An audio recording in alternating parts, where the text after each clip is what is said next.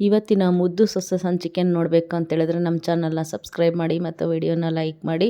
ವಿನಂತಿ ಮತ್ತು ಸಾವಿತ್ರಿ ಜೊತೆ ಮಾತಾಡಬೇಕು ಅಂತೇಳಿ ಶಿವರಾಮೇಗೌಡರ ಮತ್ತು ಗೋವಿಂದರು ಇಬ್ಬರು ಹೋಗಿರ್ತಾರೆ. ಅವರು ಮಾತಾಡ್ತಾ ಇರ್ಬೇಕಾದ್ರೆ ಏನಾದರೂ ಮಾಡಿ ಇದನ್ನು ಸರಿ ಮಾಡಮ್ಮ ನೀನೇ ಅಂತೇಳಿ ಹೇಳಿದಾಗ ಆಯಿತು ಅಣ್ಣ ಅಂತೇಳಿ ಏನೋ ಒಪ್ಕೊಳ್ಳೋ ಥರ ಮಾಡ್ತಾಳೆ. ಅದೇ ಟೈಮಲ್ಲಿ ವಿನಂತಿ ಸಾಯಬೇಕು ಅಂತೇಳಿ ಲಾರಿ ಬರ್ತಾ ಇರಬೇಕಾದ್ರೆ ಅಲ್ಲಿ ಹೋಗಿ ಅಡ್ಡ ನಿಂತ್ಕೊಳ್ತಾರೆ. ಆವಾಗ ಶಿವರಾಮೇಗೌಡರು ಮತ್ತು ಗೋವಿಂದ ಇಬ್ಬರು ಕಾಪಾಡ್ತಾರೆ. ಏನು ಮಾಡ್ತಾಯಿದ್ಯಾ, ನಿನಗೆ ಬುದ್ಧಿ ಇಲ್ವಾ, ಏನಾದರೂ ಮಾಡಿ ಸುಮ್ಮನೆ ಇರಮ್ಮ ಅಂತ ಹೇಳಿದಾಗ ಆಯಿತು ಮಾವ, ಆದರೆ ನೀವು ನನಗೆ ಏನು ಮಾಡ್ತೀರಾ ಅಂತ ನೀವೇ ಅರ್ಥ ಮಾಡ್ಕೊಳ್ರಿ. ನೀನು ಆಸೆ ಮನೆ ಏರೋದಕ್ಕೆ ಅಂತೇಳಿ ಕರ್ಕೊಂಡೋಗ್ತೀಯಾ ಅಥವಾ ನನ್ನ ಸಮಾಧಿ ಹತ್ರ ಕರ್ಕೊಂಬರ್ತೀಯಾ, ನೀನೇ ಯೋಚನೆ ಮಾಡಿ ಮಾವಯ್ಯ ಅಂತೇಳಿ ಹೇಳಿದಾಗ ಅವನಿಗೇನು ಮಾಡಬೇಕು ಅಂತ ಗೊತ್ತಾಗ್ದೇ ಸುಮ್ಮನೆ ಇರ್ತಾರೆ.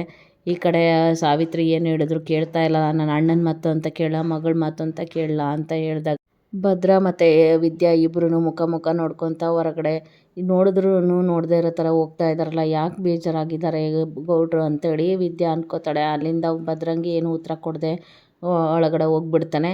ಈ ಕಡೆ ಮನೆಗೆ ಬಂದಮೇಲೆ ಸಾವಿತ್ರಿ ಮತ್ತು ವಿನಂತಿ ಮಾತಾಡ್ತಾ ಇರ್ತಾರೆ. ನೀನು ಏನು ಮಾಡಬೇಕು ಅಂತಿದ್ಯಾ ಅಂತೇಳಿ ಹೇಳಿದಾಗ ಏನಿಲ್ಲಮ್ಮ, ನಿನ್ನ ಹೊರಗಡೆ ಅವರು ಮಾತಾಡಬೇಕು ಕರ್ಕೊಂಡು ಹೋಗ್ತಾರೆ ಅಂತೇಳಿ ಅಂದಾಗೆ ಅಂದ್ಕೊಂಡೆ, ನಾನು ಇದನ್ನು ನಾಟಕ ಮಾಡಿದೆ ಅಂದರೆ ನಾಟಕ ಮಾಡೋಕ್ಕೋಗಿ ನಿಜ ಮಾಡ್ಕೊಂಡಿದ್ಯಾ ನೀನು ಅಂತ ಹೇಳಿದಾಗ ಏನಿಲ್ಲ, ಲಾರಿ ಸುಮ್ಮನೆ ಹೋಗ್ತಾಯಿತ್ತು ಅಷ್ಟೇ, ಯಾರೂ ತಡೀತಾ ಇರಲಿಲ್ಲ, ಅವ್ರ ಪಾಡಿಗೆ ಅವ್ರು ಹೋಗ್ತಾಯಿದ್ರು ಅಂತ, ಯಾಕಂದರೆ ದುಡ್ಡು ಕೊಟ್ಟು ಕೊಡಿಸಿದ್ದು ನಾನೇ ಅಂತೇಳಿ ವಿನಂತಿ ಸಾವಿತ್ರಿ ಹತ್ರ ಹೇಳ್ತಾರೆ. ಹೌದಾ, ಒಳ್ಳೆ ಕೆಲಸನೇ ಮಾಡಿದ್ಯಾ, ನೋಡೋಣ ಅವ್ರು ಏನು ಮಾಡ್ತಾರೆ ಅಂತೇಳಿ ಅಂದಾಗ ಈ ಕಡೆ ಭದ್ರಾ ಸುಮ್ಮನೆ ಕೂತ್ಕೊಂಡಿರ್ತಾನೆ ಬೇಜಾರಾಗಿ. ನೋಡು, ನಾನು ಅವಳಿಗೆ ಮುಖ ತೋರ್ಸೋಕ್ಕಾಗ್ತಾಯಿಲ್ಲ ಕೊಟ್ಲೆ ಅಂತೇಳಿ ಹೇಳಿ ಮಾತಾಡ್ತಾ ಇರ್ತಾರೆ. ಆಗ ಕೊಟ್ಲೆಗೆ ಹೇಳ್ತಾನೆ, ಏನು ಮಾಡೋದು, ನಾನು ಅರ್ಥ ಮಾಡ್ಕೋಬೇಕು ಅಲ್ವಾ, ನಾನು ಅವಳಿಗೆ ಮುಖ ತೋರ್ಸೋಕ್ಕಾಗ್ತಾಯಿಲ್ಲ ಅಂತೇಳಿ ಹೇಳಿದಾಗ ಅವ್ರಿಗೆ ಕೊಟ್ಲೆಗೂ ಕೂಡ ಬೇಜಾರು ಮಾಡ್ಕೊತಾರೆ. ಈಶ್ವರಿ, ಸುಭಾಷು, ಚಿತ್ರ ಮತ್ತು ವಿನಂತಿ, ಸಾವಿತ್ರಿ ಎಲ್ಲರೂ ಮಾತಾಡ್ತಾ ಇರ್ತಾರೆ.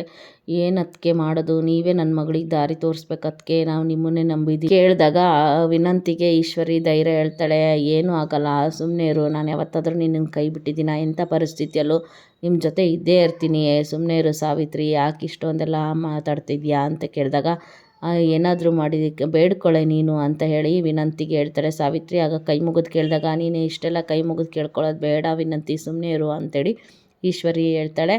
ಆಗ ಚಿತ್ರ ಮತ್ತು ಈಶ್ವರಿ, ಸುಭಾಷು 3 ಜನ ಅವರು ಹೋದ್ಮೇಲೆ ಮಾತಾಡ್ಕೋತಾರೆ.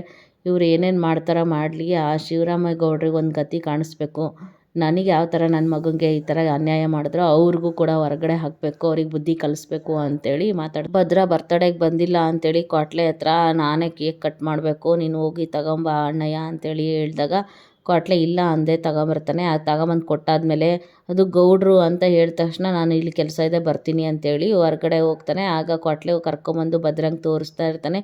ನೋಡು, ಅತ್ತಿಯಮ್ಮಂಗೆ ನಾನು ಕೇಕ್ ಕೇಳಿದಾಗ ಇಲ್ಲ ಅಂತ ಹೇಳೋಕ್ಕಾಗದೆ ತಂದು ಕೊಟ್ಟಿದ್ದೀನಿ, ಒಬ್ಬರೇ ನೀನು ಬರ್ತಡೇ ಮಾಡ್ತೀನಿ ಅಂತ ಹೇಳಿದ್ದಾರೆ ನೋಡು ಅಲ್ಲಿ ಅಂತೇಳಿ ಹೇಳಿದಾಗ ಮನೆಯಿಂದ ಹೊರಗಡೆ ಕೇಕ್ ಕಟ್ ಮಾಡೋದಕ್ಕೆ ಅಂತೇಳಿ ವಿದ್ಯಾ ಕೂತ್ಕೊಂಡಿರ್ತಾಳೆ. ಆಗ ಭದ್ರಾ ಮತ್ತು ಕೊಟ್ಲೆ ಇಬ್ಬರು ನೋಡ್ತಾ ಇರ್ತಾರೆ.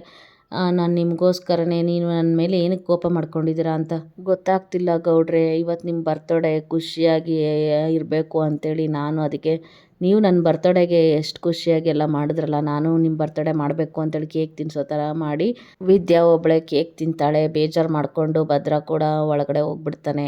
ಇದು ಇವತ್ತಿನ